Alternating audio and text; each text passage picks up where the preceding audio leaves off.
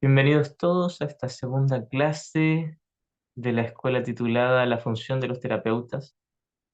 Pili dice, se podría hacer un resumen de la clase anterior. Podríamos hacer un resumen de la clase anterior. Sí, estuvimos viendo lo que es la introducción de psicoterapia, el anexo de un curso de milagros, y estuvimos viendo también el propósito, el propósito de la psicoterapia. Y vimos creo que hasta el párrafo 3 del propósito de psicoterapia. Lo que estuve enfatizando harto era la diferencia entre forma y contenido y en que todo un curso de milagros, recordemos que estas clases van dirigidas mayormente a estudiantes de un curso de milagros, todo un curso de milagros va solo a la mente.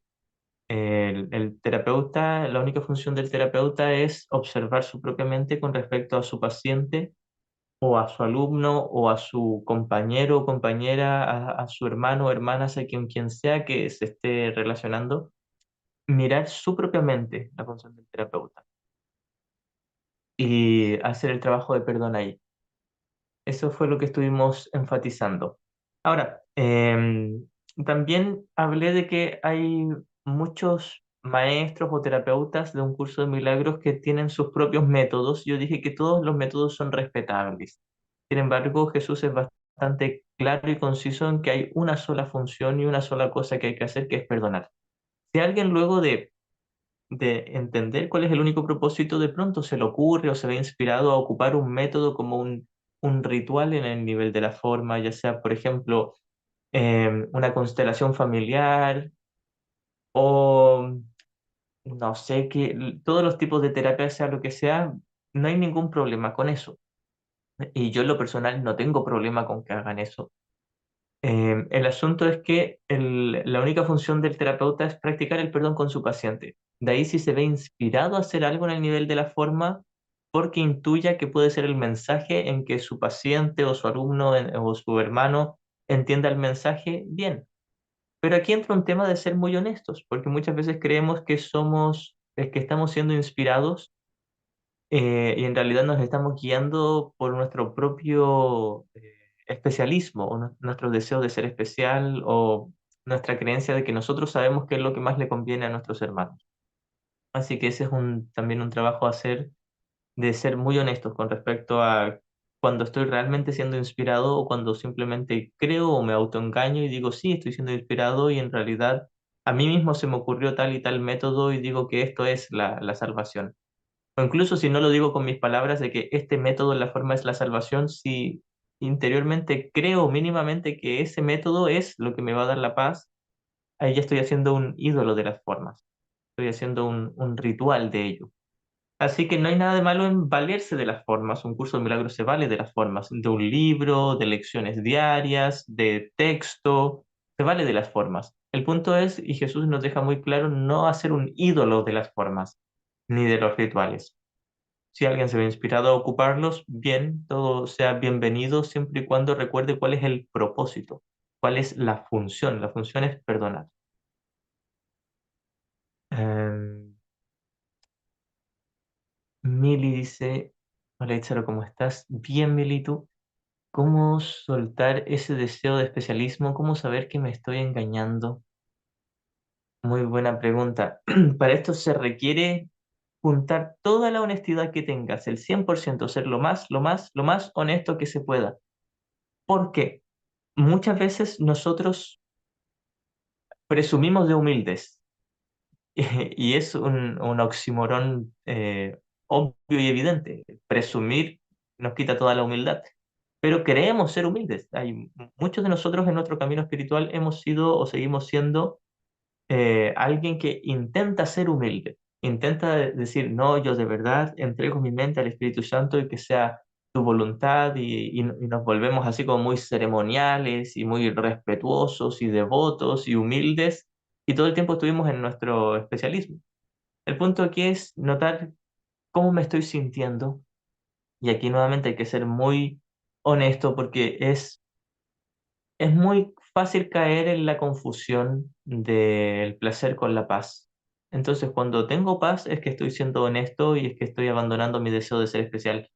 pero a veces tenemos placer y lo confundimos con la paz, hasta el punto de autoengañarnos. Decimos, no, yo realmente tengo paz, tengo la paz de Dios, soy feliz, estoy en Dios, y en realidad estoy sintiéndome especial, y sentirme especial se siente muy a gusto. Desde el ego se siente muy, muy placentero, y ese placer se puede confundir muy fácilmente con la paz de Dios. Lo que hace la diferencia es que en el especialismo yo siempre tengo una idea de separación. Estoy creyendo que existe algo fuera de mi mente.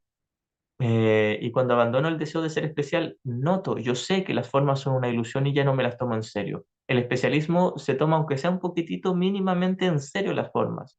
El especialismo dice, esto que yo estoy haciendo por ti es valioso y esto me hace mejor que tú, pero no lo dice con palabras, de hecho lo esconde. El especialismo esconde el propósito. El especialismo es mostrarme devoto, humilde, sabio, espiritual, alegre, pacífico, pero secretamente con el deseo de denotar que yo soy un yo alegre, un yo pacífico, un yo espiritual, un yo que es alguien, alguien que está haciendo algo. Un curso de milagros va a derribar todo eso y dice, no eres alguien bondadoso, no eres alguien espiritual, no eres alguien humilde, no eres alguien devoto, no eres alguien. Mientras creas ser alguien, yo soy un yo individual que estoy siendo espiritual, soy un yo individual que estoy sirviendo a la humanidad o a la filiación, soy un yo especial que estoy haciendo algo real por los demás. Si yo me lo tomo en serio eso es mi especialismo. ¿Por qué?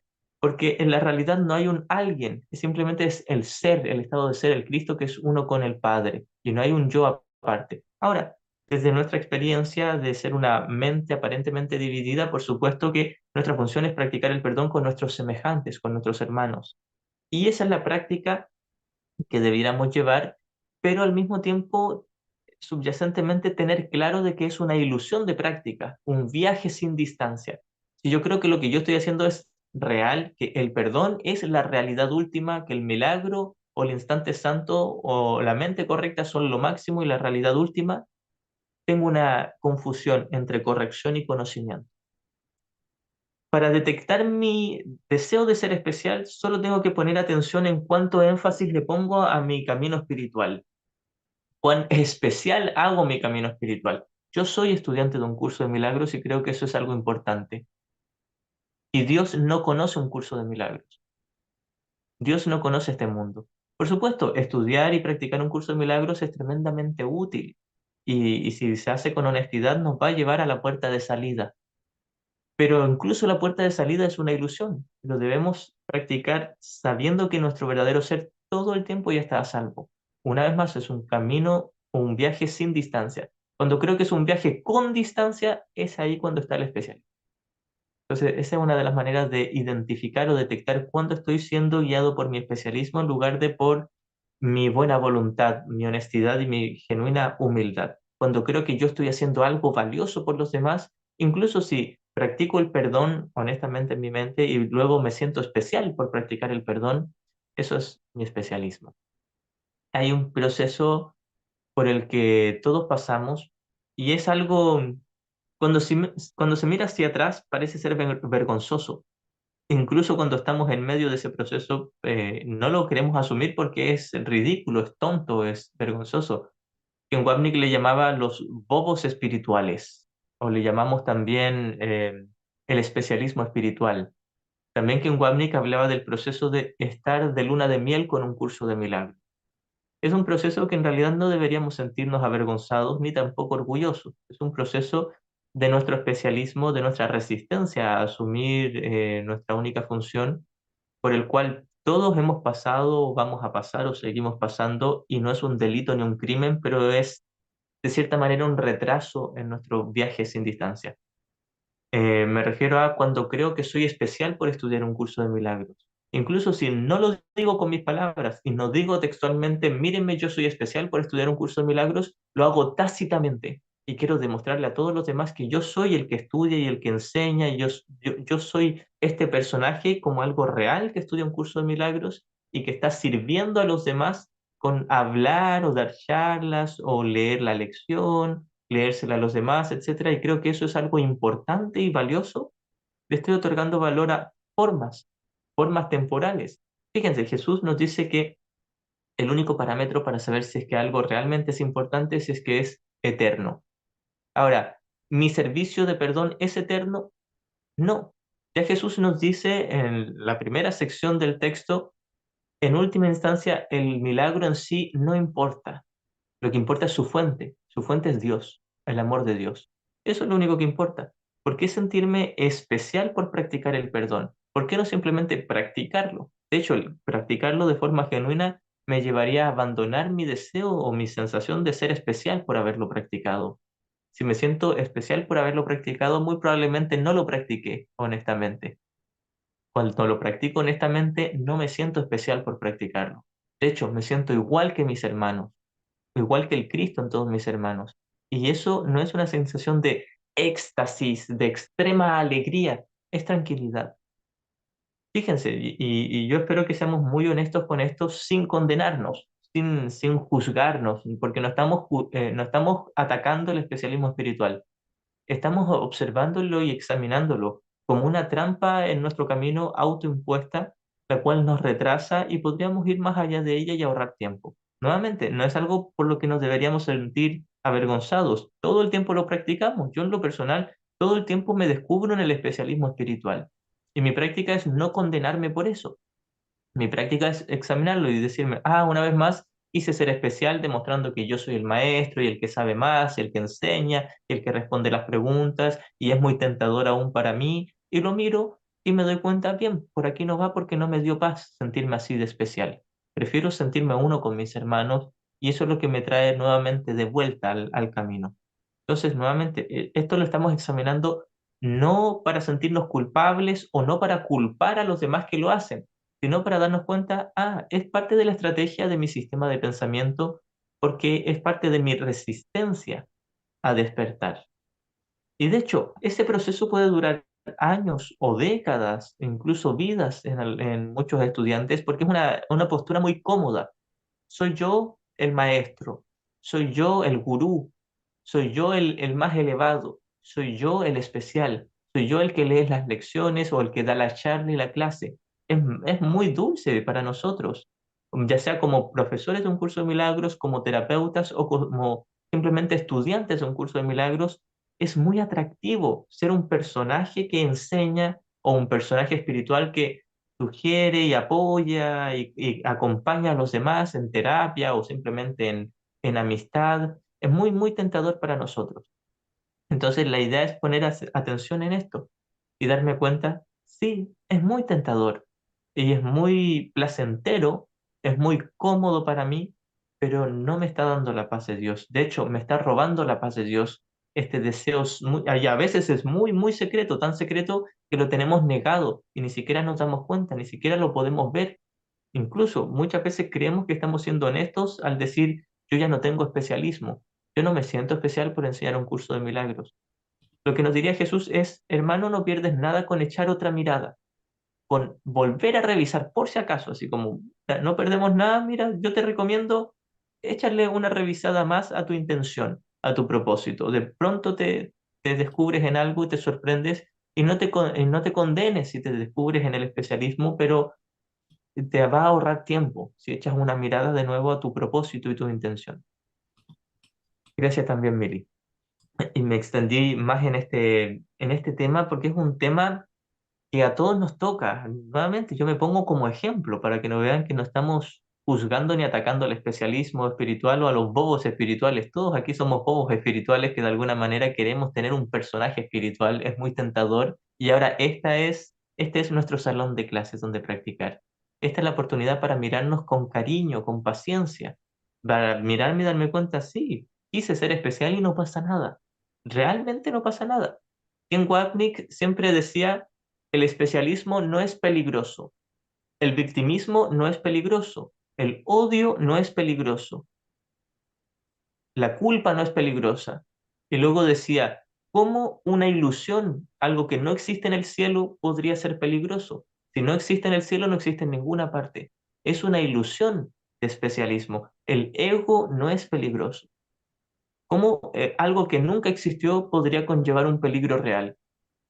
no es un peligro real, es simplemente un error en nuestra mente, un pequeñín, chiquitín, tontín error en nuestra mente, de lo cual no tenemos que sentirnos avergonzados, ni culposos, ni pecadores, sino simplemente reírnos tiernamente. Sí, una vez más, preferí mi especialismo a costa de la paz de Dios, autoengañado creyendo que ya estaba en la paz de Dios, y no pasa nada, puedo dar un paso atrás y volver a elegir. Y este es un proceso a mirar todo el tiempo de volver a elegir, volver a elegir. Una vez más, yo pensé que hasta ahora ya sí estaba siendo humilde y honesto y no, me vuelvo a descubrir en mi especialismo. Una vez más, vuelvo a elegir. Ese es el proceso. El proceso es un constante volver a elegir, constante mirar y darme cuenta, como profesor, como terapeuta, como maestro o como estudiante de un curso de milagros, todo el tiempo está llamándome ese deseo de ser especial. Incluso si no lo hago notar evidentemente, está así como muy enterrado subyacentemente. Está como una fuente burbujeante ahí en mi interior que me llama, sé especial, y es muy tentador y la ocultamos. Nos guiamos por esa voz, pero la ocultamos y decimos, no, no, yo no soy especial, yo no me creo especial. Y entonces cuando dejamos de ocultarle nos damos cuenta, sí, todo el tiempo quise ser especial y no me trajo paz genuina. Y ahora tengo la oportunidad de abandonar mi especialismo y tener esa paz genuina. Y esa paz genuina, nuevamente, y Ken Wapnick siempre lo explicaba esto, es la paz de Dios no es un éxtasis. Muchas veces se confunde. El éxtasis es algo muy intenso. La paz de Dios no es intensa, es tranquila. La paz de Dios es tranquila. Ayer en una charla que tuvimos con Meli en un directo, yo estuve tocando este tema y comenté que la paz de Dios es un estado tranquilo. Y nuestra práctica de estudiantes honestos nos va a llevar en algún momento a lo que nuevamente Ken Wapnick, y lo cito muchísimo porque estoy segurísimo que lo enseñó de una forma muy correcta, él hablaba de la madurez espiritual. La madurez espiritual es un proceso donde no te sientes radiantemente especial por ser un estudiante de un curso de milagros y ya tampoco te condenas por haber tenido un pensamiento errado. Podríamos hacer un contraste con el infantilismo espiritual o los bobos espirituales, que lo vamos a describir y observar no para sentirnos culpables, sino para descubrirnos en eso con una tierna sonrisa y decir, mira, qué tontera, no pasa nada y puedo volver a elegir. No es grave. Entonces, el infantilismo espiritual es, yo me siento muy especial por ser estudiante de un curso de milagros y quiero hacérselo saber a medio mundo, que todos lo sepan y que todos sepan cuán beneficioso ha sido para mí, cuánto me ha cambiado la vida y cuán feliz soy ahora. Y si yo mirara dentro de mi mente, digo, qué felicidad. A ratitos, ratitos sí, tengo instantes santos de paz, pero que yo sea feliz todo el día, si comienzo a ser honesto, esto es como cuando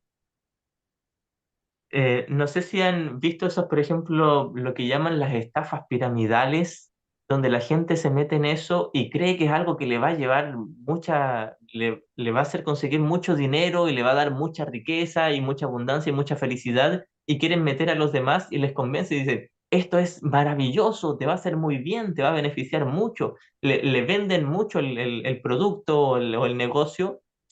Y, y en realidad ni ellos mismos se lo creen. Dicen, en realidad yo hasta ahora no he ganado nada, pero quiero convencer a los demás de que sí van a ganar y quizás yo ni gane nada. Y al final termino perdiendo todo porque me estafaron, porque era una estafa pirámide. Esto es lo mismo con un curso de milagros. Decimos, métete en esto y estúdialo y te va a hacer muy feliz. Y pasan unos años y estamos en una profunda y aguda depresión. No sé qué hacer, nada aquí es real. Y estoy desesperado estudiando un curso de milagros en una depresión aguda que llevo ocultando muchos años. Todos tenemos que llegar a ese punto para llegar a la honestidad y a la madurez con un curso de milagros, donde pasamos el periodo de infantilismo o embobamiento espiritual o el proceso de estar enamorados del curso, el proceso de luna de miel con el curso.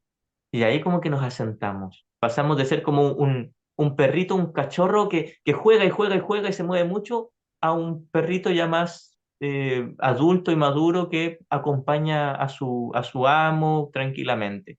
Fíjense, todos pasamos por eso, un cachorro inquieto. que quiero que todos sepan de mi espiritualidad y cuán feliz soy, a después un periodo donde nos asentamos, decimos, en realidad me queda mucho odio por deshacer, me queda mucha culpa por deshacer, me queda mucho especialismo por deshacer, y ya no hay necesidad de condenarme, pero tampoco de justificarme. En el infantilismo espiritual somos muy intensos. Somos que todo es alegría y todo es felicidad y quiero convencer a todos de que estudien o que sigan mi camino, ya sea si es un curso de milagros o es el cristianismo o el budismo, o sea, lo que sea que estoy siguiendo, quiero que todos lo sigan porque esta es la salvación. Y tengo ese como deseo de ser el salvador de los demás. Y al mismo tiempo, cuando me noto en el ego y me descubro en el ego, me siento terrible y depresivo y ansioso, o como estoy practicando el buenismo, me trago mi odio y en algún momento exploto con los demás. Entonces, alguien en el infantilismo espiritual explota más de odio más intensamente y es más intenso en su supuesta alegría, porque quiere demostrarle a todos que es alegre o que es espiritual. Luego de que pasamos por ese proceso, miramos hacia atrás y nos decimos, bien, hice lo mejor que pude, pero qué tonto. Y no pasa nada, no voy a condenarme por ese proceso, pero hay algo mejor que me puede llevar un poquitito más rápido en mi camino, que es la madurez espiritual, donde miras tu paz cuando practicas el perdón y no te interesa que todos los demás lo sepan, simplemente lo sabes, tú lo sabes. No tienes que ir informándole uno por uno, oye, yo estoy en paz y soy feliz y vivo en el amor de Dios. No necesita, tus hermanos no lo necesitan saber de tus palabras, sino de tu amabilidad, de tu paciencia, del cariño y del respeto que sientes por ellos, en realidad de tu práctica honesta de paz interior. Y al mismo tiempo, cuando te notas juzgando a alguien, ya no entras en una depresión, no, estoy juzgando y yo no debería por ser estudiante del curso, no, estoy juzgando y no pasa nada, puedo volver a elegir. Es un proceso más tranquilo, nuevamente. Pasas de ser un cachorrito inquieto a un perrito así como más manso. Entonces, este proceso es importante que lo miremos porque hay muchos estudiantes de un curso de milagros que comienzan a notarlo y como se sienten avergonzados, se disocian de eso y lo ocultan nuevamente. El punto es no sentirte avergonzado ni culpable, es mirarlo, todo el tiempo mirarlo, todo el tiempo traer a tu conciencia, a tu mente, a tu vista. ¿Qué estoy haciendo? ¿Cuál es mi propósito? ¿Realmente quiero despertar del sueño o quiero seguir siendo un personaje espiritual que todos los demás alaben y adoren porque es espiritual? Es muy tentador. Estos días, y recomiendo mucho, he estado viendo una serie documental de Netflix que no recuerdo el título, es algo así como la guía para ser un líder de secta o para ser un gurú de una secta. Está tremendamente interesante. ¿Por qué? Porque es como un poquitito sarcástico, así como sigue estos pasos de esta guía y llegarás a ser un gran líder de secta. Por supuesto que es ironía, ¿no? La intención del documental no es que te hagas un líder de una secta, es irónico, hace referencia a lo tonto que es, pero te va explicando todos los pasos que alguien que desea ser especial, alguien que se siente muy minimizado en su interior, y lo quiere esconder con la grandiosidad, busca ser alabado, busca ser un gurú, un líder que todos los demás lo sigan. Y eso es muy tentador, no solo para nosotros como profesores de un curso de milagros, sino para todos nosotros como estudiantes. Es decir, alguien que tenga el secreto deseo de ser un líder, un gurú, o alguien especial y superior, no necesariamente tiene que enseñar un curso de milagros. Con que lo estudie, va a tener una oportunidad para mirar eso en su interior.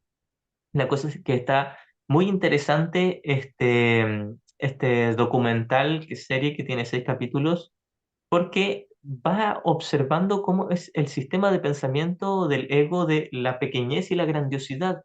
Alguien que se siente tan vacío, alguien que todo el tiempo juzga de mis papás me hicieron esto, mi expareja me hizo esto y me siento minimizado, no me dieron las oportunidades, no se me dio no sé, quería ser un bailarín profesional, un cantante, una estrella de rock y nadie me valoró porque no tenía talento, entonces ahora quiero ser un líder espiritual.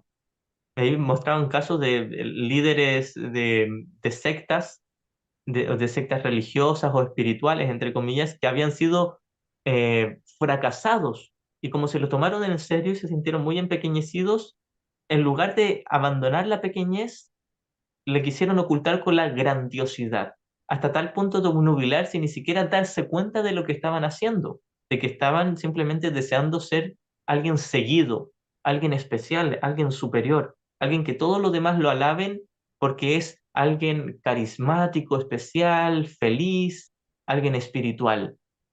Y eso es simplemente el deseo de ser especial.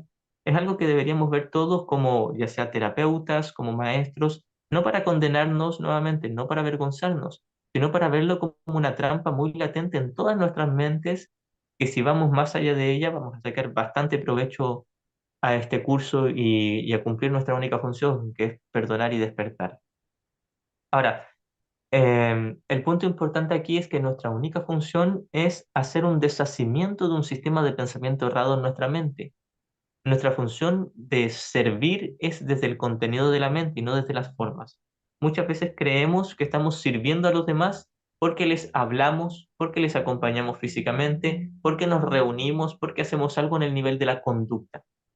El servicio para un curso de milagros no tiene que ver con una conducta. Si bien el Espíritu Santo se puede valer de las conductas como un medio de comunicación, el servicio en sí, tal como el milagro en sí, es la práctica honesta del perdón en la mente. Entonces nosotros como terapeutas o maestros o un estudiante que de alguna forma guía a sus compañeros, la idea es notar eso, todo el tiempo mi deseo de ser especial, mi deseo de ser un poquitito, aunque sea un poquitito superior que el otro, mi deseo de ponerme por sobre el otro, pero sin decírmelo a mí mismo, e incluso autoengañándome con que soy humilde. Fíjense, esto es un doble cerrojo, es algo que nos puede dejar entrampado muchos años o décadas. El doble cerrojo de estoy deseando ser especial, pero no me lo cuento a mí mismo y me digo que soy humilde. Y me compro mi papel de soy humilde. Vaya, qué humilde soy. Soy muy especial porque soy humilde. Mirar eso, ese es nuestro trabajo. Ese es el trabajo del terapeuta, del maestro, del profesor o del estudiante, nuevamente en general. Mirar su deseo de ser especial y luego su deseo de esconderse a sí mismo su deseo de ser especial y autoengañarse con que es humilde. Cuando creamos que estamos siendo humildes, demos un paso atrás y nos debemos decir a nosotros mismos, quizás me estoy mintiendo, quizás no soy lo suficientemente humilde, quizás todo el tiempo he querido ser especial y no pasa nada, no me voy a condenar porque sería otra defensa para mantener el mismo problema y el mismo especialismo, pero voy a estar atento, simplemente atento. Esta es una actitud correcta. Aquí comenzaríamos nuestro proceso con el pie derecho. Voy a estar atento. No voy a dar por hecho de que ya soy humilde y que soy honesto. No, voy a estar atento, todo el tiempo atento. Ahora, le tenemos miedo a estar atento porque creemos que es una disciplina donde nos tenemos que castigar y sentir culpables por habernos equivocado. Y es por eso que le hacemos el quite a mirar la equivocación. Y Jesús nos dice, no, al contrario, está bien que estés atento. Pero el que te quieras condenar ya es tu propia tentación para mantener el mismo problema. No te condenes, no te condenes, solo estate atento. Estate atento al error, estate atento a tu confusión, estate atento a tu deseo de ser especial, tu deseo de ser víctima y luego ocultarle, decir, no, si yo no juzgo a nadie cuando estás en realidad odiando a todo el mundo, tu deseo secreto de sentirte culpable. Cuando uno dice, es que siento esta culpa, yo no desearía esta culpa, no la quiero en mí, y Jesús nos dice, hermano, la quieres en ti, por algo la estás experimentando. Y no te condenes por haber deseado la culpa, simplemente deja de desearla. Y llega al punto donde te das cuenta que sí, estoy deseando mi culpa, estoy deseando mi victimismo y mi odio y mi dolor, estoy deseando mi deseo de ser especial y no he sido feliz. Jesús, ayúdame, tiene que haber otra manera. Y esto de Jesús, ayúdame, lo digo en forma de una frase u oración, pero no es algo que tengamos simplemente que decir con palabras, sino que es una decisión en el contenido de nuestra mente. Es simplemente llegar a un reconocimiento, hacer un clic ahí en la mente de esto es lo que estoy haciendo y soy tremendamente desdichado. Todo el tiempo quise ser especial o todo el tiempo quise victimizarme o sentirme culpable por todo esto que está pasando en mi mente. y no estoy siendo feliz. Al contrario, estoy siendo tremendamente desdichado, tremendamente infeliz y desdichado, como se nos dice en el alumno feliz, en la sección segunda del capítulo 14. Jesús dice que el alumno feliz tiene que reconocer que es tremendamente infeliz y desdichado. Hay muchos alumnos, y perdón si soy muy radical con todo esto, hay muchos alumnos que dicen, a mí no me acomodan las enseñanzas de Ken Wapnick porque es muy radical y es muy severo. Bien, Ken Wapnick no es severo. Nuestro especialismo lo quiere ver como severo porque lo vemos como una amenaza para nuestro especialismo. Ken Wapnick es lo más tierno, lo más bonito que hay, es dulce, es paciente y dulce. Todas sus enseñanzas, si uno le pone atención, es tremendamente bondadoso. Solo que nos está ayudando con esa misma bondad a mirar el error en profundidad. No nos está condenando, tal como Jesús en un curso de milagros. Uno puede tomar pasajes donde pareciera Jesús ser muy duro, muy crudo, muy frío, pero no, al contrario, nos está describiendo nuestra propia dureza y frialdad, la del sistema de pensamiento del ego, para deshacerla. Simplemente nos está diciendo, hermano, has estado equivocado y vamos a mirar esa equivocación. Y solo si tú quieres. Es decir, yo te voy a poner toda la guía aquí de cómo mirar todo eso horrendo que está en tu mente, pero no te asustes porque no es real, es una ilusión. Pero si quieres, te invito a que lo mires conmigo. Es decir, Jesús nos dice, yo no te voy a obligar a que leas el siguiente párrafo de esta sección. Si quieres, sigues leyendo, pero si lo lees, vas a descubrir de qué se trata tu sistema de pensamiento para que lo puedas deshacer. Entonces, Ken Wapnick o Jesús en un curso de milagros no son duros, simplemente son amorosamente pacientes, pero nos están guiando y ayudando a mirar el error tal como es, no a endulzarlo, no a espiritualizarlo, no a esconderlo, a mirarlo tal como es. Estoy lleno de odio, lleno de culpa y lleno de especialismo. Son ilusiones. No hay para qué sentirse amedrentado, como se nos dice en la dinámica del ego. Son solo ilusiones. Deberíamos estar todo el tiempo tranqui al mirar esto, pero mirarlo. Este es el punto, mirar. Voy a leer los comentarios. Ah,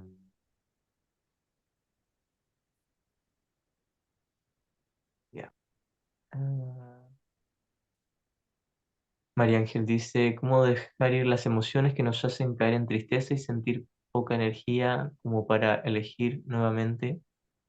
Em, El mirar esas emociones es mirarlas sin frustrarnos, sin culparnos. Mirarlas y darnos cuenta de que es tentador culparme por haber tenido esas emociones. Primeramente, no necesito culparme por tener esas emociones porque no son un pecado, son un error. Pero este error es voluntario, es decir, es deliberado. Yo elegí ese error porque quería, porque consideré que me convenía más.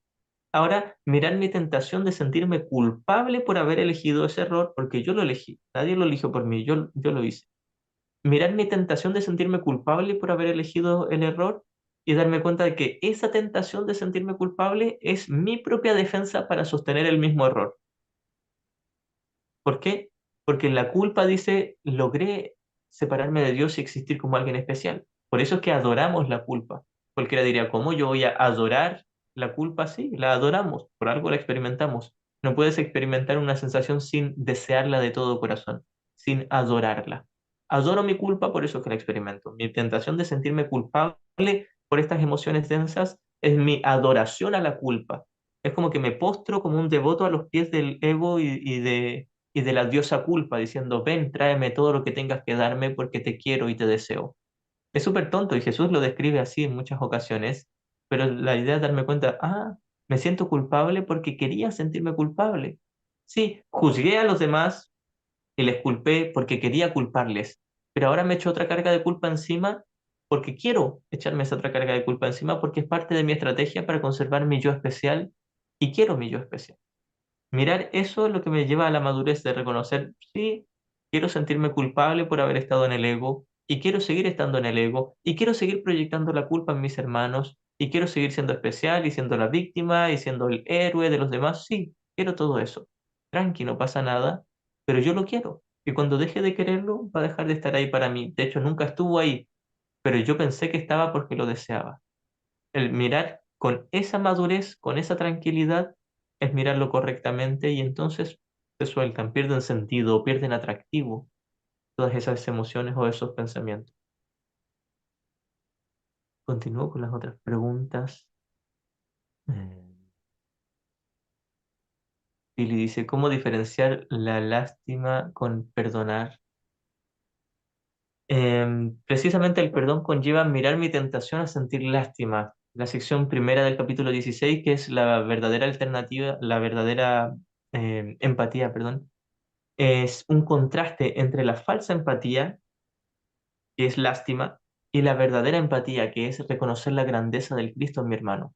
Esto es el perdón. El perdón no es, ay, pobrecito, está haciendo lo mejor que puede, porque quizás sus padres lo trataron así, y por la culpa de sus ancestros, o de sus genes, o de sus hormonas, o de los astros, o por la culpa de alguien más, él es así. Es como saltar la culpa a alguien más. Así como, no, mi hermano es también, también es víctima igual que yo, pero hay alguien más que es culpable, hay alguien más que es el victimario, ya sea si son sus padres los victimarios, o son sus hormonas, o los astros, o el día lluvioso, o sea, lo que sea, todo el tiempo le saltamos la culpa a alguien o a algo. Todo el tiempo hay algo malo que le ocasionó eso a mi hermano y por eso mi hermano me trata así.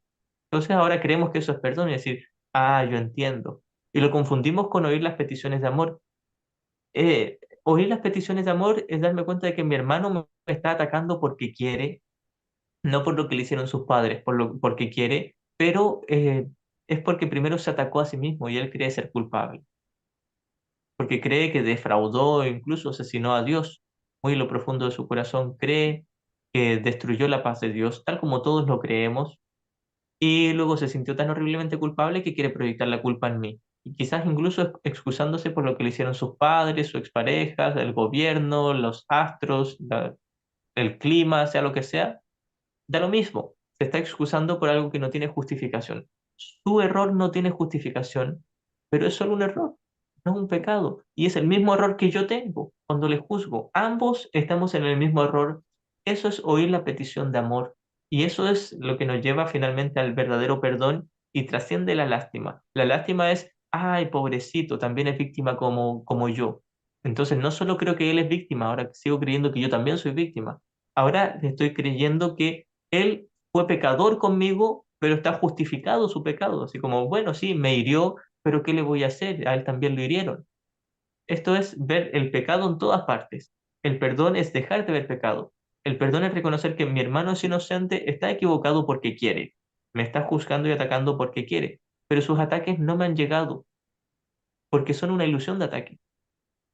Está tirando espadazos en el aire y no le llegó a nadie su espadazo y su espada es de mentira, es de juguete, no daña a nadie. Eso es lo que está haciendo mi hermano y él cree que alguien más lo dañó también, o cree que yo mismo lo dañé. Y ese daño que él aparentemente recibió también es una ilusión de daño. Al final, él es inocente, sus padres son inocentes, sus hormonas son inocentes, los astros son inocentes, todos son inocentes. Nadie cometió pecado.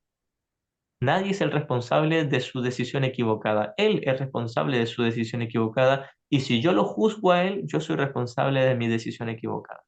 Esto es lo que hace un curso de milagros, lo lleva a espiritualizar el ego, lleva a mirarlo tal como es, tal como lo que es, un error voluntario. Es voluntario, todos están eligiendo al ego porque quieren, pero es solo un error, no un pecado. Y entonces lo podemos ver como una petición de amor. Si yo creo que la petición de amor de mi hermano es provocada por sus padres o por alguien más, ya le estoy echando la culpa a alguien más y estoy haciendo que la idea de pecado continúe. Entonces, esa es la diferencia entre la lástima y el verdadero perdón. El verdadero perdón no justifica el error, ni lo endulza, ni lo esconde. Puede ver el error tranquilamente sin condenarlo y entonces lo ve como una petición de amor y la responde con su amor o con el perdón. Continúo. Jane, mi hermanita, buenas tardes. Bienvenida. Mili, así también. Gladys, ¿me puedes explicar cuál va a ser la dinámica de la escuela durante este semestre? Claro. La dinámica de esta escuela va a ser una serie de clases, tipo charla, donde está siempre abierta a preguntas y respuestas. Y vamos a ir primero haciendo lectura en estas primeras secciones de todo el material de los anexos, de psicoterapia y del canto de la oración, que lo encuentro un ámbito muy apropiado para la función que tenemos todos. Va dirigido para terapeutas para maestros de Dios en general. Todos los estudiantes son maestros de Dios. Va dirigido en general para estudiantes de un curso de milagros, para todos aquellos que tengan ese o sientan en algún momento ese llamado a ayudar a los demás de alguna forma, entender cuál es la única forma de ayudar a los demás a través de nuestra práctica honesta del perdón. Eso, es una serie de clases donde vamos a partir con psicoterapia, luego con el canto de la oración, luego vamos a ver varias preguntas del manual para el maestro, en especial las primeras 5, y algunas otras más, y luego vamos a empezar a ver algunas secciones del texto y algunas lecciones del libro de ejercicios. Pero todo enfocado en recordarnos nuestra única función, traernos ahí al centro, centrarnos en lo único que yo puedo hacer para ahorrarme tiempo en mi despertar y ser de alguna manera un ejemplo para el despertar de mis hermanos. No porque ahora yo soy especial por ser un ejemplo, sino porque todos son uno conmigo. Así que esa va a ser la dinámica de estas clases. También les comento más o menos también cómo funciona en la parte técnica. Las clases van a ser todos los miércoles y sábados a las 5 de la tarde hora de Chile. Van a durar aproximadamente 1 hora y media, a veces un poquitito más, abiertas con esta dinámica de preguntas y respuestas, ya sea si quieren hacer las preguntas por el micro y prenderlo o escribirlo ahí en el chat como les quede más cómodo. En lo posible preguntas breves. Si alguien tiene un comentario más extenso, lo puede dejar para el final de la charla o me lo puede comentar por privado.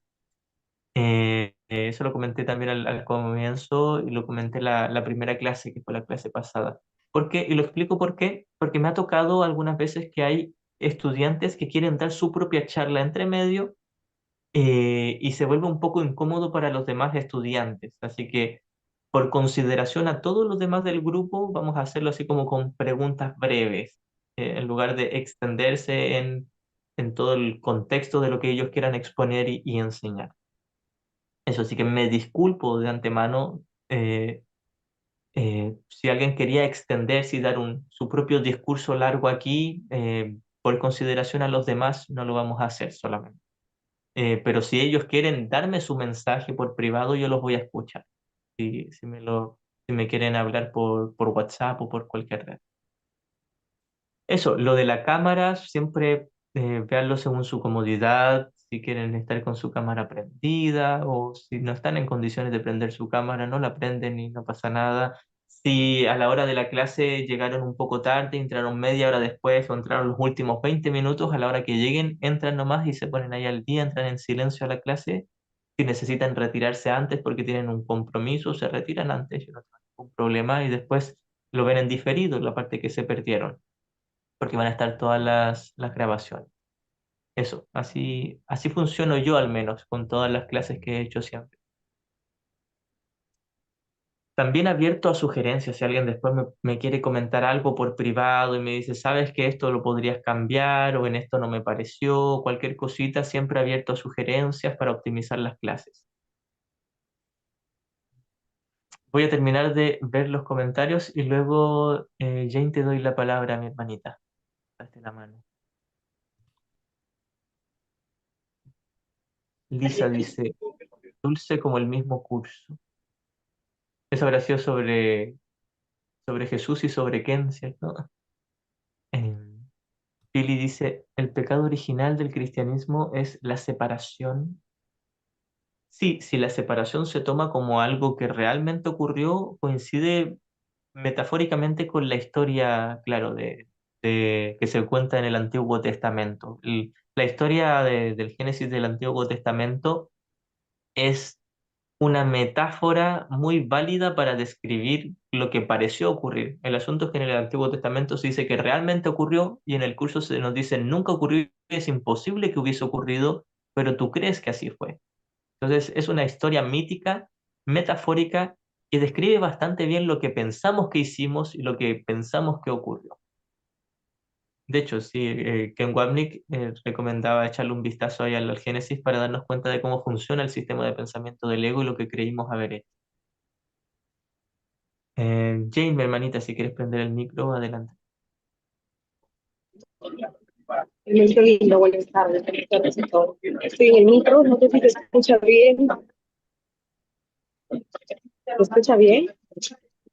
Un poquito con bulla, Hola. pero algo se te entiende. Bueno, ahora disculpe, te voy a hacer así. Ya, ¿ahora me escucha mejor? Sí, ¿Me escucha mejor? No. sí, se te ¿Me escucha escucha mejor? bastante bien. ¿Sí, tú me escuchas? ¿Hola? Sí. Sí, parece que tú no Bueno, me escuchas, mi hermanita. ay, perdón. ¿Y ahora yo no le escucho a usted? Yo sí te oigo. Bueno, mi pregunta iba cuando usted explicaba que nosotros mismos elegimos em, estar en la mente errada eh, y ocultamos esas ideas, esos pensamientos. Surgió mi pregunta el hecho de, ¿tiene que ver la edad, por ejemplo? Porque, claro, cuando uno es adulto, definitivamente es como que es más consciente, nos damos cuenta de las cosas, pero cuando son menores de edad o más niños, de alguna manera, y a veces los adultos nos excusamos, ¿no? Y decimos, es que, claro, tú me haces enojar, por ti me porto de esta manera, y incluso con los argumentos que nos están pidiendo solicitud de amor, ¿no? Que realmente solamente optamos, obramos y no nos percatamos. Esa era mi pregunta, hermanito. Gracias. Perfecto, gracias, mi hermanita querida. La verdad es que no, y Jesús nos dice que no hay grados de dificultad, y eso quiere decir que ley pareja no es dura, es igual para todos. El asunto es que nosotros somos tan hábiles que dentro del programa o del sistema que nos inventamos una ilusión de grados de dificultad que nos la compramos, nos la creemos nosotros mismos y nos convencemos de que así es. Y luego nuestra experiencia dice, es que sí hay grados de dificultad. Y Jesús nos dice, no, tú te inventaste la creencia de que habían grados de dificultad y te la creíste, pero puedes dejar de creerla y puedes reconocer que no hay grados de dificultad en los milagros. Eso quiere decir que no es más fácil o más difícil para un bebé, para un niño, para un adulto, para un anciano, para un perro, para una flor, para sea lo que sea. Estamos hablando no de los cuerpos, sino de la mente. Y precisamente por esto es que no hay grado de dificultad, porque nunca fuimos cuerpos. En la alegoría de la sala de cine, todos estamos sentados como mentes en las butacas mirando la pantalla. En la pantalla hay cuerpos más grandes, más pequeños, con más edad y menos edad.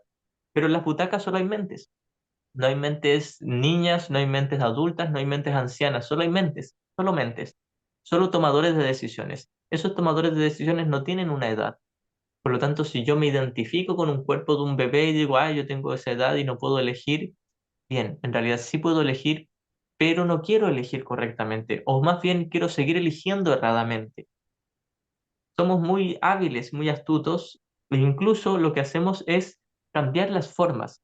Entonces, la resistencia todo el tiempo se mantiene, ya sea si somos bebés, somos niños, somos adolescentes, adultos, la edad que tengamos.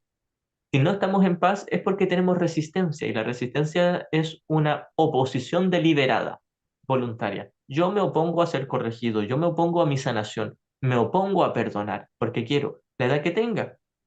Pero no es que a un bebé se le haga más difícil perdonar. Alguien puede tener 90 años y va a seguir con la misma excusa de es que mira cómo me trata el mundo, yo no puedo elegir. Entonces no va por la edad. Las excusas cambian de forma por nuestra estrategia de resistencia, pero la libertad o la capacidad de elegir siempre fue la misma para todos. Espero Gracias, haber hermanito. respondido. Gracias. Gracias también. Verónica. ¿Alguien más?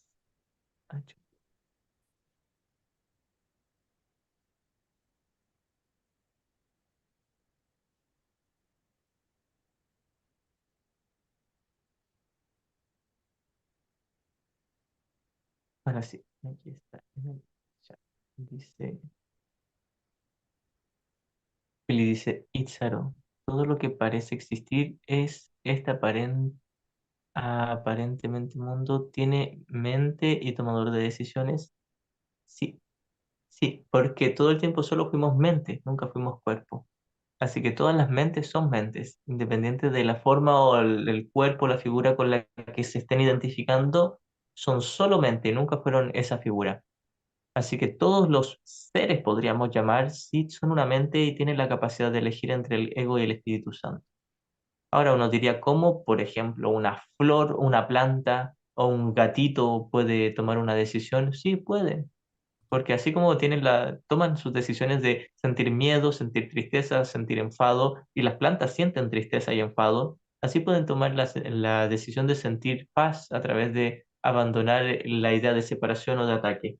Y cómo, si es que funciona distinto en las mentes de otros seres, las formas podrían cambiar, pero el contenido es lo mismo. Un tomador de decisiones libre para elegir entre dos sistemas.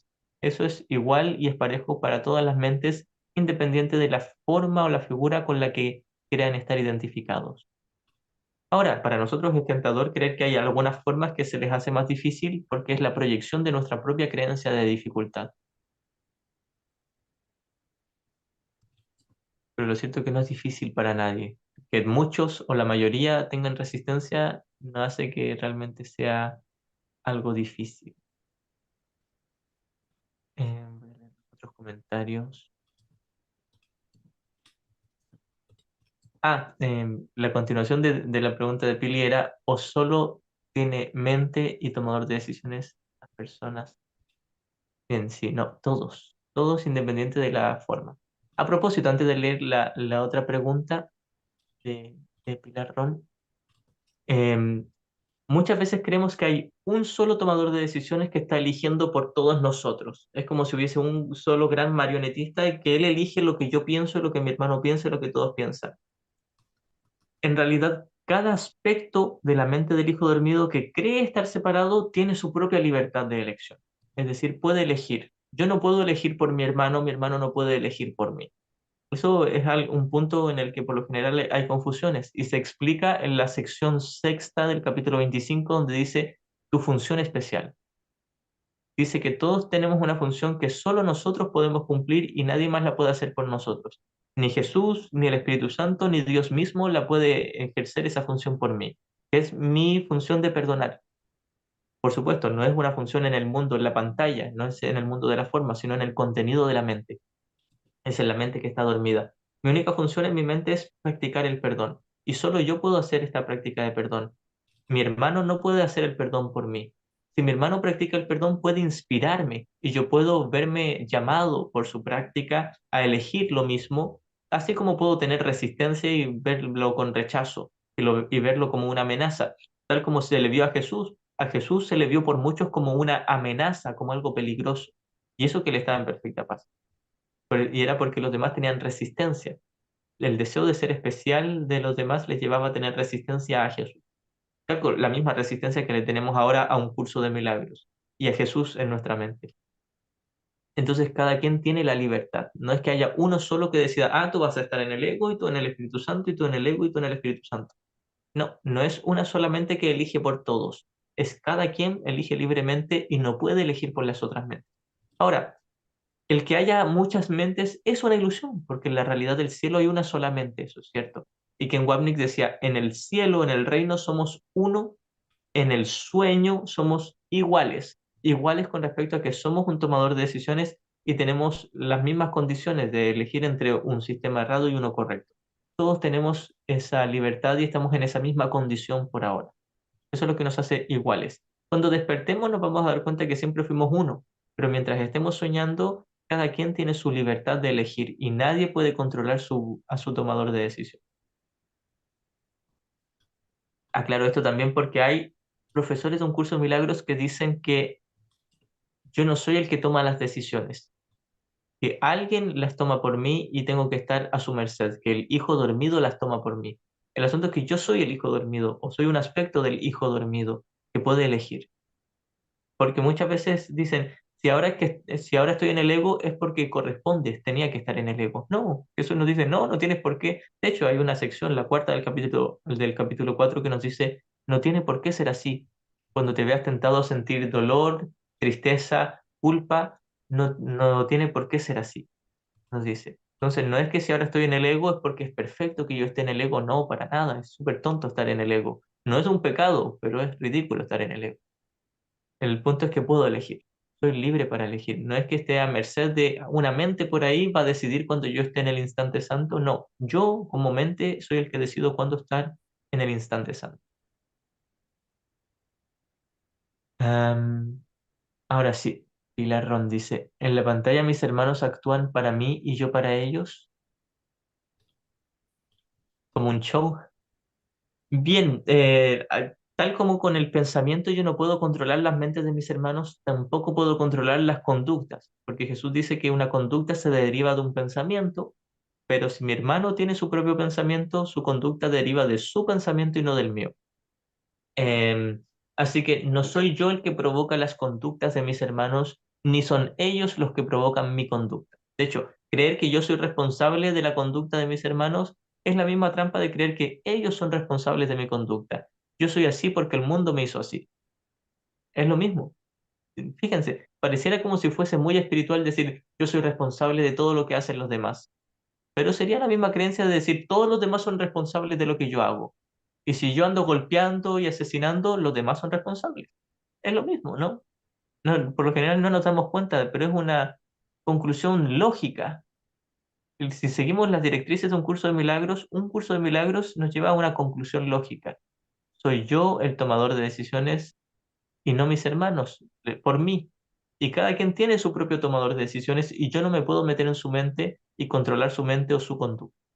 Entonces, no es que yo programé e hice que mis hermanos actuaran así para mí, ni que ellos hicieran que yo actuara así para ellos.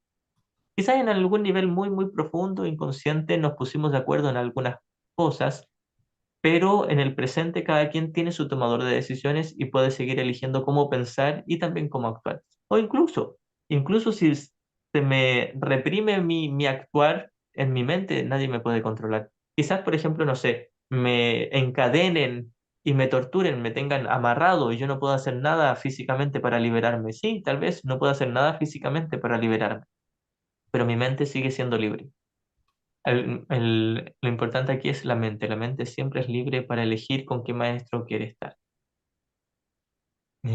Eso, espero haber abordado la pregunta por donde querías, mi hermanita, que la tomara. Si quieres especificarme más sobre tu pregunta también, me lo puedes informar. Pili Flores dice, si todo está determinado, el que hemos de despertar, esté, ¿dónde está el libre albedrío? Lo único que está determinado es que vamos a despertar. Jesús dice, el que despiertes es inevitable, el cuándo depende de ti. El cuándo voy a despertar va a depender de cuán bueno yo le ponga para practicar el perdón. Va a depender de mi práctica, de mi decisión. Entonces, no es que se diga en tal fecha, en el año 2070, el 3 de agosto, yo me voy a iluminar y voy a despertar. Y si hasta esa fecha, ¿para qué voy a practicar el perdón? Si total ya me voy a iluminar en esa fecha.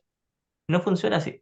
El punto es que el hecho de que me voy a iluminar sí va a pasar sí o sí. Si lo miras desde fuera de la línea del tiempo, ocurrió. El cuándo, el puntito en la línea de tiempo, yo lo voy a determinar. Ahora, eso es hablando del contenido de la mente, que está dormida y va a despertar. En cuanto a lo de las formas, podríamos decir que como todo el guión ya está escrito, claro, todo ya ocurrió, pero Ken Wapnick lo explica muy bien en su libro El tiempo, una gran ilusión, que yo lo recomiendo mucho. Lo leí en físico y lo he repasado varias veces en audio, está en YouTube. Ahí explica muy bien de que es como que todas las alternativas ya están grabadas. Es como que tú tomas una cinta, un cassette, y tienes muchos cassettes, muchas cintas para poner ahí en el reproductor de la cinta para un mismo acontecimiento. Entonces tú puedes elegir un montón por ejemplo, ahora mismo yo podría elegir 1000 movimientos distintos, poner mi cabeza un poquitito más acá, un poquitito más acá, ocupar esta palabra, esta frase o esta otra, beber de mi jugo o no beberlo, o beber agua o mover la página. Hay 1000 opciones. Todas esas 1000 opciones que yo pude haber hecho en ese mismo segundo están dentro del guión, por decirlo. Entonces, no es que sea una sola alternativa que ya esa va a ser y no hay nada que hacer con respecto a eso, no. Yo voy a elegir algunas cosas. Voy a elegir, por ejemplo, cómo comportarme, mis preferencias, mis gustos. Voy a elegir muchas cosas. Hay otras cosas de las que no puedo elegir. Por ejemplo, que salga a tal hora el sol. Yo no puedo detener la Tierra, hacer que deje de girar y que el Sol salga en otra hora. Quizás si soy Superman lo podría hacer, pero no lo soy. Así que hay cosas que están fuera de mi control. Lo que sí está dentro de mi control es cómo yo lo miro, con qué maestro lo miro, y hay cosas que también están dentro de mi control nuevamente. Hay muchas cosas de mi conducta que yo puedo elegir. Y ahora yo puedo elegir ponerme una camiseta de este color, o una blanca, o una roja. Yo puedo elegir eso. Hay otras cosas que no puedo elegir, por ejemplo, como medir 1,90 m y ser rubio. No puedo elegir. Quizás me pueda teñir el pelo y me pueda poner zancos de pronto, pero no puedo elegir algunas cosas para cambiar. Entonces, ese ámbito de que si es así y yo no lo puedo cambiar o si se puede cambiar es un ámbito muy relativo. Algunas cosas sí, algunas cosas no. Y en última instancia no importa porque es un mundo que no existe.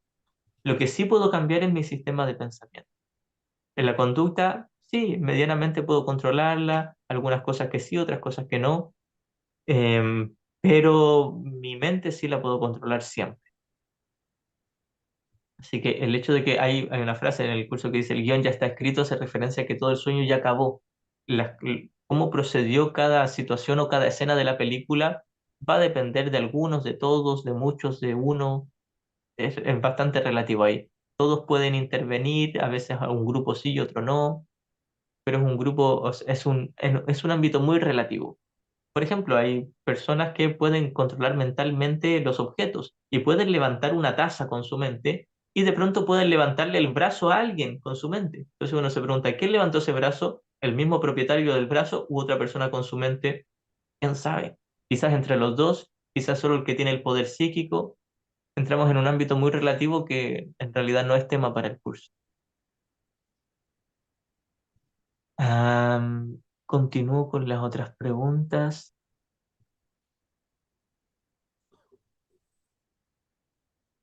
Las preguntas. Em, Patti dice, ¿podrías explicar entonces si el inconsciente colectivo nos afecta? Am, el curso no habla mucho de un inconsciente colectivo, ese es un término relacionado a algunas ramas de la psicología o incluso de la filosofía. Em, pero podríamos decir que el inconsciente colectivo es un sistema de pensamiento que es el ego y cada quien elige si accede a él como guía y maestro o no. Si yo elijo al ego, voy a seguir un programa que dice estoy separado, soy pecador, soy culpable y tengo que proyectar la culpa en los demás.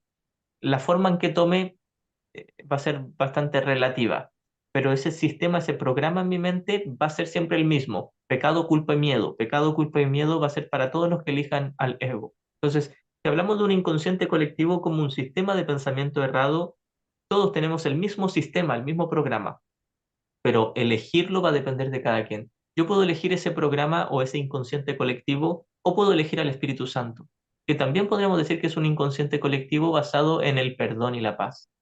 Las formas que tome va a variar, pero el contenido es el mismo, perdón y paz. Entonces tenemos, podríamos decir, dos sistemas de pensamiento o dos inconscientes colectivos y un tomador de decisiones libre para elegir entre uno y otro. Entonces no es que todos actúen por el ego porque hay un inconsciente que los maneja, no. Cada quien tiene su libre albedrío y puede elegir si quedarse con ese inconsciente colectivo errado o con el inconsciente colectivo correcto, con el programa errado o con el programa correcto, con el sistema de pensamiento errado o con el correcto. Cada quien tiene esa libertad.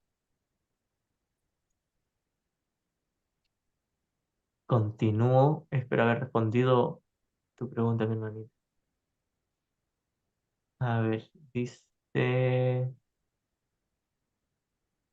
Viviana, dice, cuando se habla que mis hermanos son mis testimonios de mis pensamientos, ¿cómo se entiende?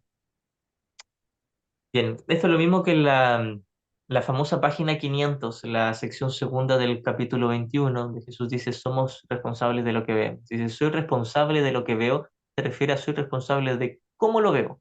Porque nuevamente, yo no soy responsable del tomador de decisiones de mi hermano. No soy responsable de la conducta que proviene de esa toma de decisión. Pero sí soy responsable de cómo yo lo abordo, cómo me lo tomo. Si me lo tomo con resentimiento, rencor, dolor y victimismo, o con especialismo, o con el perdón y la paz del Espíritu Santo. Entonces, soy responsable de lo que veo se traduce en soy responsable de cómo lo veo. Ahora, soy responsable de lo que veo también en el sentido de que o veo pecado o veo santidad en mi hermano. Lo que yo decida ver, soy responsable de eso. Si veo pecado en mi hermano, es porque yo decidí verlo. Si yo veo santidad en mi hermano, es porque yo decidí ver eso en mi hermano. Si veo lo falso en mi hermano, es porque yo decidí ver falsedad en él. Si veo la verdad, es porque decidí ver verdad en mi hermano, independiente de su conducta es neutra. Pero si yo decido verlo, eh, como un yo separado, individual y especial, o como el Santo Hijo de Dios. Eso es independiente del tomador de decisiones de mi hermano y de la conducta de mi hermano. La conducta siempre es neutra. El tomador de decisiones puede estar en lo errado o en lo correcto, pero mi visión pasa por alto.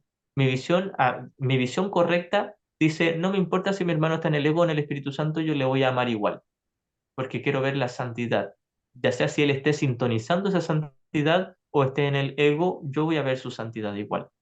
Entonces, mis hermanos son mi reflejo o son el testimonio de lo que yo he decidido creer de mí mismo en el sentido de cómo interpreto lo que son.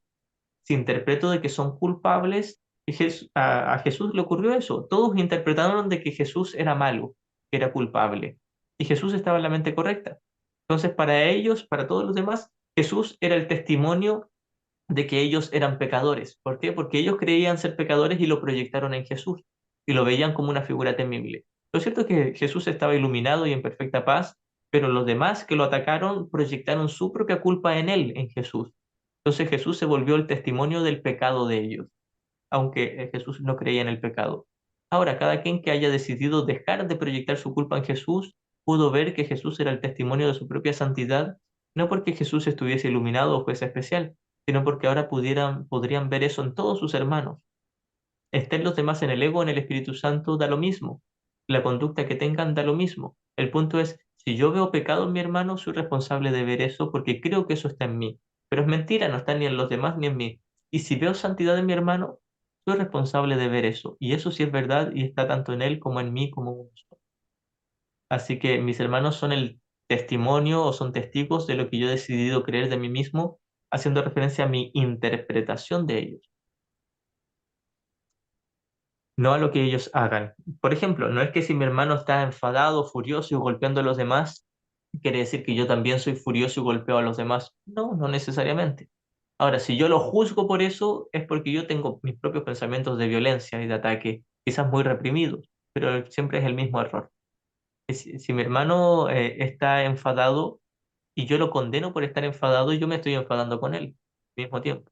Estoy en el mismo error. Si mi hermano juzga y ataca y yo le juzgo y le ataco, estoy en el mismo error. Es el testimonio de mi propio error. Ahora, si puede que mi hermano no esté juzgando y esté en perfecta paz y yo simplemente esté proyectando culpa en él y ahora lo veo como alguien temible, esa figura temible que veo en él es el testimonio de lo que yo creo de mí. Continúo con las demás preguntas.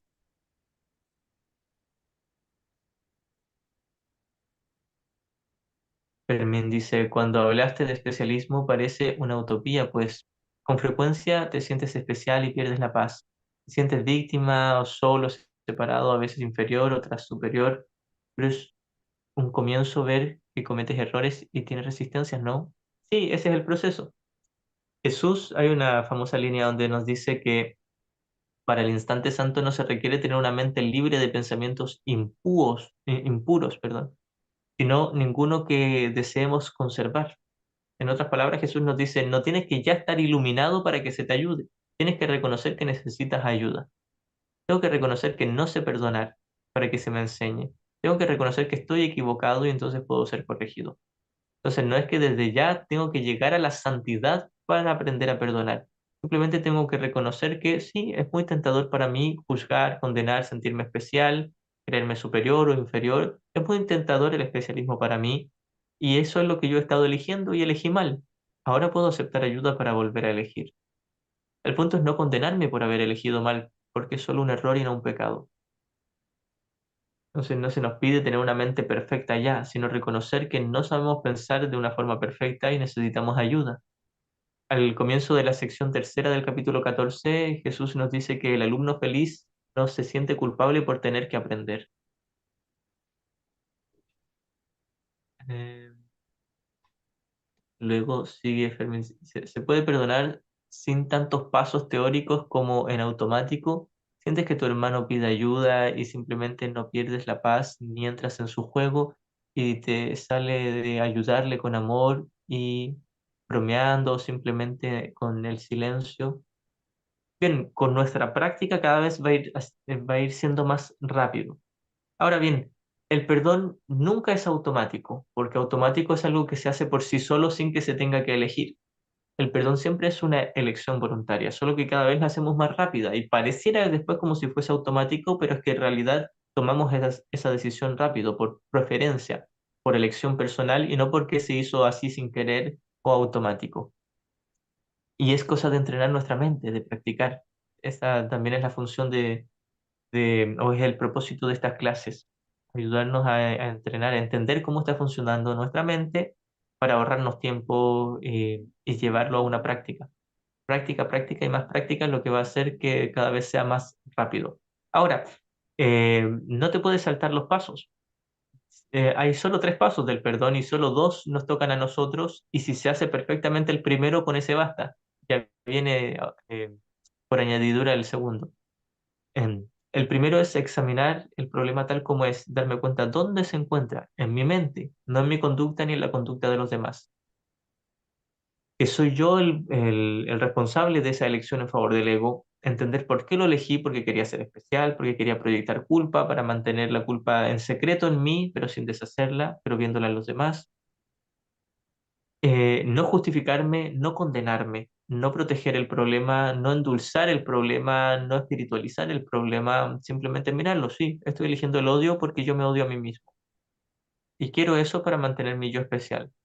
Y no me ha traído paz. Entonces pierde sentido, pierde atractivo y cae por su propio peso, que sería el segundo paso.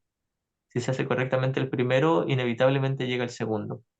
Y luego del segundo llega el tercero, que es el Espíritu Santo sana una porción de nuestra mente, nos da un instante santo de paz y tranquilidad. Así que es útil, muy útil este proceso. Ahora, está el otro método que nos enseña un curso de milagros, que es la verdadera oración. Y dice que la verdadera oración es hermana del perdón, en el sentido de que podríamos comparar a la verdadera oración como una entrega de devoción en silencio y el perdón como la autoindagación, como se llama en otras disciplinas. El perdón es el proceso de examinar lo que estoy eligiendo, dónde lo estoy eligiendo, por qué lo estoy eligiendo, hasta que pierda sentido y lo deje de elegir. La verdadera oración es olvidarme de todo y quedarme en la paz y en el silencio del amor de Dios, recibiendo su respuesta. Ahora, muchas veces tenemos mucha resistencia a entregarnos del todo a la verdadera oración y necesitamos entender que nosotros mismos nos estamos poniendo trabas para entregarnos a la verdadera oración y ahí viene el proceso de examinar y darme cuenta, yo tengo resistencia, yo estoy eligiendo al ego, ¿por qué lo estoy eligiendo? Entonces lo suelto y me entrego a la verdadera oración. Y hay otras ocasiones donde el mismo proceso de hacer el examinar mi mente me trae mucho miedo, lo veo como algo peligroso y no sé cómo hacerlo y entonces me entrego en oración. En oración quiere decir simplemente me quedo en paz sin juzgar nada y entonces contacto con la mente correcta o con Jesús que me ayuda a mirar todo el proceso de, ahora puedo ver que yo estoy eligiendo al ego por gusto propio y puedo dejar de elegir. Entonces ambas son complementarias y si se entienden bien, ambas son lo mismo, mi decisión de permitirme ser corregido. Así que no deberíamos ver este proceso como algo tedioso y esforzado, sino como algo gratificante de estoy ahorrando tiempo al examinar mi mente, estoy ahorrando tiempo al permitirme ser corregido y hacer todo este proceso de mirar. Es beneficioso para mí, es ganar o ganar. Y es un trabajo, o sea, todo aquel que, fíjate, todos los maestros iluminados tuvieron que pasar un proceso de deshacimiento, de entrenamiento mental. Y Jesús nos está dando aquí el entrenamiento mental más al grano, más recto y más derecho. Entonces, ¿por qué desaprovecharlo? El asunto es la resistencia. Tenemos miedo a lo que lograríamos con este entrenamiento mental, que sería perder nuestro especialismo. Mirar ese miedo y esa resistencia nos va a llevar a practicar el examinar la mente más seguido y con mayor gratitud en lugar de con miedo, frustración y culpa. Pilar Ron dice, es un alivio poder preguntarte todas nuestras dudas sabiendo que siempre las aclaras con sabiduría y bondad. Muchas gracias, mi hermanita, qué dulce. Con mucho gusto, pues. Pili Flores, mi hermano no es mi espejo, todo lo que veo no es mío, mi interpretación de mi hermano es mi espejo. El cómo actúe no tiene nada que ver conmigo, pero mi interpretación de si yo lo veo como pecador o una figura temible es mi espejo de lo que creo ser. Si yo le veo como el santo y radiante Hijo de Dios, es el espejo de lo que sé que soy. Entonces siempre es en el contenido, la interpretación y no la forma, porque todas las formas son neutras. Em, María Ángel dice, qué bendición poder tener esta oportunidad de aclarar todo el proceso de perdón. Gracias también, mi hermanito. María dice, creo que dijiste que primero expondrías y luego abrir diálogo. Bueno, todo el tiempo está abierto a las preguntas y respuestas. Eh, y cada quien va a ver si le queda más cómodo escribirlas por el chat, hacer las preguntas breves, o de pronto quieren prender el micro y hablar sobre su pregunta. Porque puede ser que alguien, por ejemplo, Reme la otra vez estaba mala, no sé si todavía está mal de su manita y no podía escribir, y entonces le quedaba cómodo siempre mandarme audios. Entonces, de seguro que le va a quedar cómodo, si es que aún está con esa complicación, hablar por el micro. Entonces, los que les quede cómodo hablar por el micro, escribir por el chat sus preguntas, bien recibidas todo el tiempo. Ahora, si yo estoy exponiendo algo y me extiendo, y yo sé que hay preguntas ahí en el chat o que alguien tiene la mano levantada, voy a terminar mi idea y después les voy a dar la palabra o voy a leer las preguntas. Así que no hay problema con que vayan dejando sus preguntas ahí, yo las voy a ir respondiendo. Bien, voy a terminar de hacer lectura de lo que había hecho lectura la clase pasada, que es el propósito de la psicoterapia. Habíamos leído los tres primeros párrafos y voy a retomar el párrafo 3 para retomar el hilo y la idea. Dice, todo aquel que necesita ayuda, sin importar la forma de su desasosiego, este a propósito es el anexo psicoterapia, es el capítulo uno, que es el propósito de la psicoterapia. Todo aquel que necesita ayuda, sin importar la forma de su desasosiego, se está atacando a sí mismo y consecuentemente su paz interior sufre. Estas tendencias a menudo se describen como autodestructivas, entre comillas, y con frecuencia el mismo paciente las considera así. Dijimos que incluso los pacientes se dan cuenta de que están teniendo pensamientos de autoataque, pero al comienzo no hacen nada por soltarlos. De hecho, tienen una atracción a ellos. De lo que no se da cuenta el paciente y necesita aprender es que ese yo, entre comillas, que puede atacar y también ser atacado, es un concepto que él mismo inventó. Ya sea su yo físico, psicológico, su personaje es un yo que él mismo inventó y que no existe. Aún más, lo atesora, lo defiende y en ocasiones incluso está dispuesto a sacrificar su vida, entre comillas, por él, por ese yo especial, por su personaje, pues lo considera su propio ser y ve a ese yo a merced de otros, reaccionando a fuerzas externas tal como éstas exigen e indefenso ante el poderío del mundo. Yo soy la indefensa víctima, soy este cuerpo físico o psicológico que es afectado por las fuerzas externas, por cómo me trata mi mamá, mi papá, mi pareja, mi hija, todos aquí en el mundo, yo soy el resultado de lo que los demás hacen de mí. Ese es el discurso, la visión del sistema errado del ego. Entonces el paciente llega con este discurso, con esta creencia, este sistema de creencias. Los demás son responsables de cómo yo me siento. Entonces la función del terapeuta es enseñarle que él es el responsable, pero no diciéndoselo con sus palabras necesariamente, sino dándole ejemplo de yo soy responsable de cómo me siento y puedo elegir la paz. Entonces puedo verme inspirado y el Espíritu Santo se valdrá de las palabras y las formas para hacer llegar el mensaje si es que está preparado mi hermano o mi paciente. El punto no es enfocarme en qué palabras le digo para que él aprenda, sino en cómo practicar el perdón y yo aprender el perdón en mi mente, porque eso va a ser lo que le enseña a mi hermano. Y eso tomará alguna forma, que quizás sea una explicación teórica como la que yo estoy dando, o quizás solo acompañarle en silencio y escucharle. Quién sabe, el Espíritu Santo se encargará si hacemos el proceso con honestidad. La psicoterapia entonces debe restablecer en su conciencia la capacidad de poder tomar sus propias decisiones. A través de yo tomar mi propia decisión correcta, le estoy enseñando a mi hermano a que él también puede hacer lo mismo. Es como un llamamiento, una exhortación.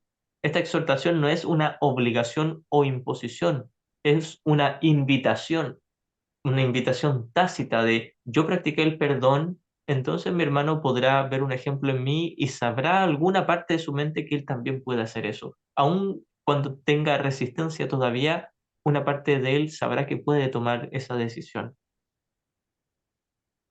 Debe llegar a estar dispuesto a invertir su manera de pensar. En este contexto, invertir es voltear, dar vuelta, porque hemos hablado también de invertir como de depositar mi fe en algo para esperar ganancias. No es ese tipo de inversión aquí, está hablando del voltear, poner para el lado correspondiente. Debe llegar a estar dispuesto a invertir su manera de pensar y a entender que aquello que él creyó que proyectaba sus efectos sobre él fue causado por sus propias proyecciones sobre el mundo. Yo pensé que mis hermanos me atacaban y me afectaban, no, lo que me afectaba era mi propia proyección. Y hablamos de proyección como un pensamiento de juicio de ataque. El juicio de ataque que yo tengo contra los demás es lo que me afecta.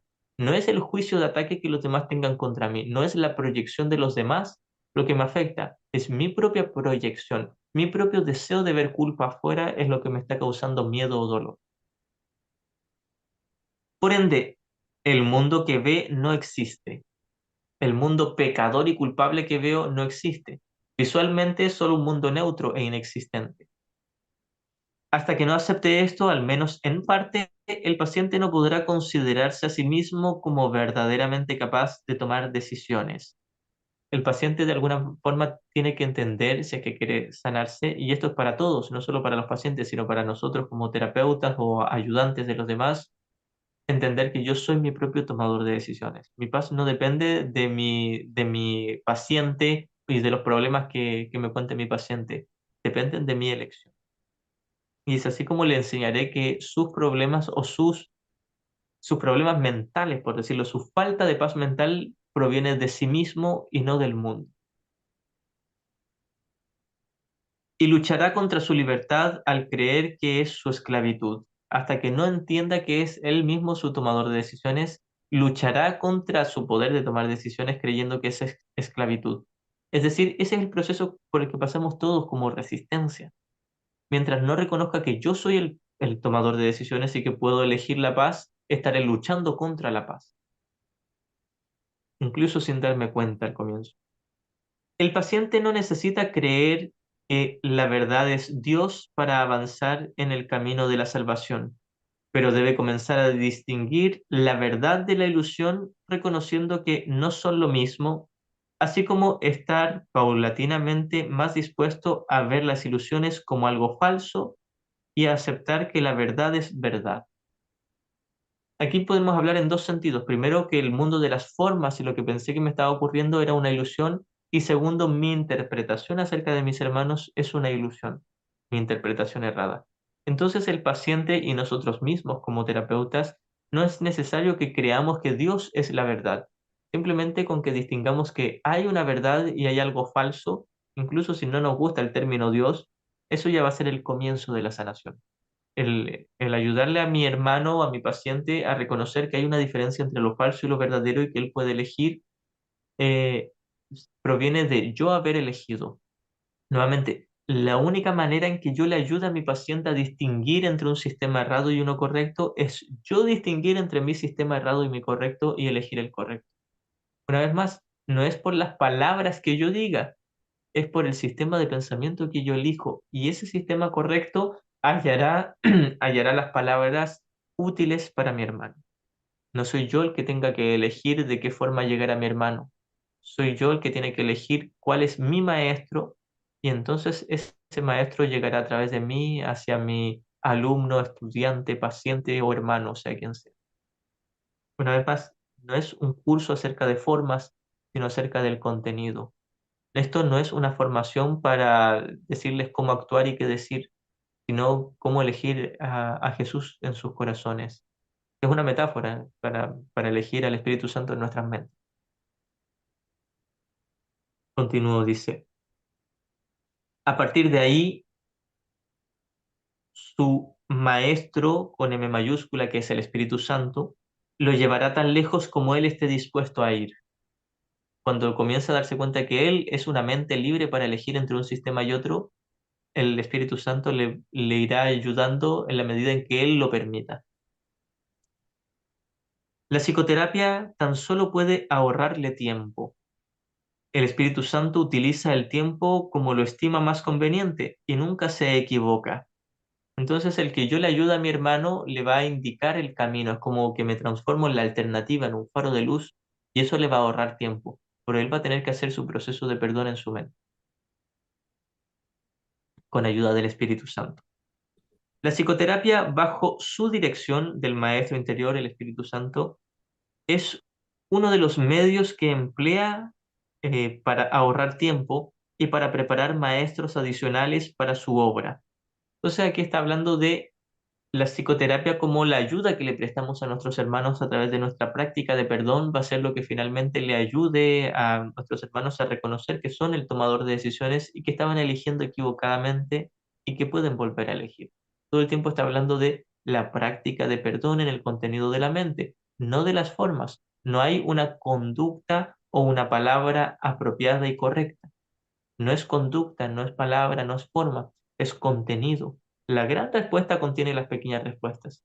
No tenemos que ir en pos de las pequeñas respuestas, vendrán por añadidura. Solo tenemos que ir en pos de la gran respuesta, de yo estar en paz con mi paciente al haberle perdonado, entonces me veré inspirado a saber cómo llegar a él de una forma que no le ocasione miedo. La ayuda que él, el Espíritu Santo, comienza y dirige es ilimitada. Es decir, no hay nada que limite al Espíritu Santo. Solo yo estoy limitándome a mí mismo el oír su voz o el seguir su guía para perdonar. Sea cual sea la ruta que el Espíritu Santo elija, toda psicoterapia conduce finalmente a Dios. Si se entiende bien psicoterapia como la práctica honesta en la mente del terapeuta. Mas esta decisión se le deja a él. Es decir, nosotros practicamos el perdón hasta llegar al mundo real o a una mente pacífica y llegar a Dios, despertar en el conocimiento es algo que se le deja a él. Es él quien da el último paso. Todos somos sus psicoterapeutas, pues quiere que todos seamos sanados en él. Fíjense, aquí Jesús deja más claro que no está hablando de forma, sino de contenido. Si todos somos los psicoterapeutas de Dios, pero no todos nos dedicamos en el nivel de la forma a hacer psicoterapia, quiere decir que la psicoterapia no es forma, es contenido. Todos somos sus obradores de milagros, sus psicoterapeutas, sus ministros, la luz del mundo. Todos somos practicantes del perdón si es que así lo deseamos. Y todos lo vamos a hacer. Todos vamos a decidir practicar el perdón y llegar hasta el final con esto, porque esa es nuestra única función. Y todos vamos a desear esa única función como la única función que queramos. Todos finalmente vamos a elegir oír una sola voz. Nos vamos a quedar con esa única voz y vamos a despertar. Dios dará el último paso nosotros. Así que por ahora nuestra función, nuevamente como terapeutas o maestros de Dios o practicantes de este curso, es perdonar, examinar mi mente, darme cuenta de lo que estoy eligiendo, que he estado equivocado y volver a elegir. Esa es la forma y la única forma en que puedo ayudar a mis pacientes y a toda la afiliación. Eh, Hay una pregunta,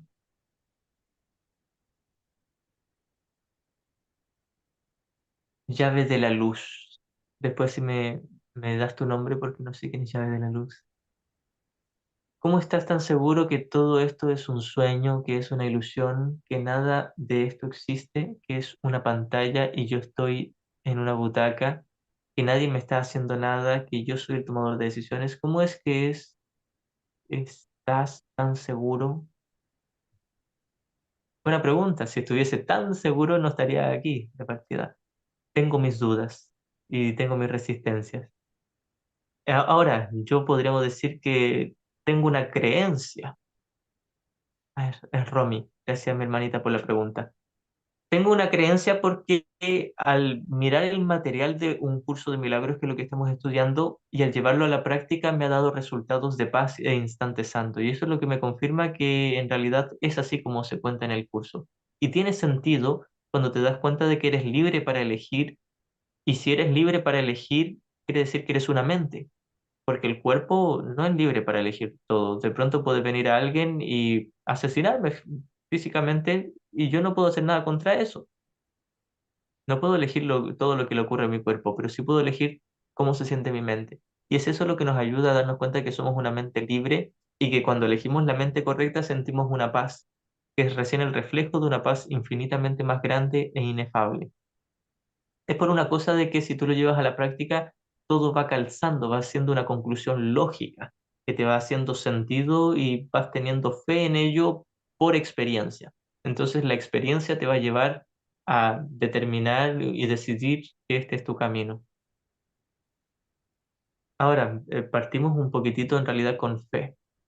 ¿Sí? Ahí Dani dice, es fe, exactamente.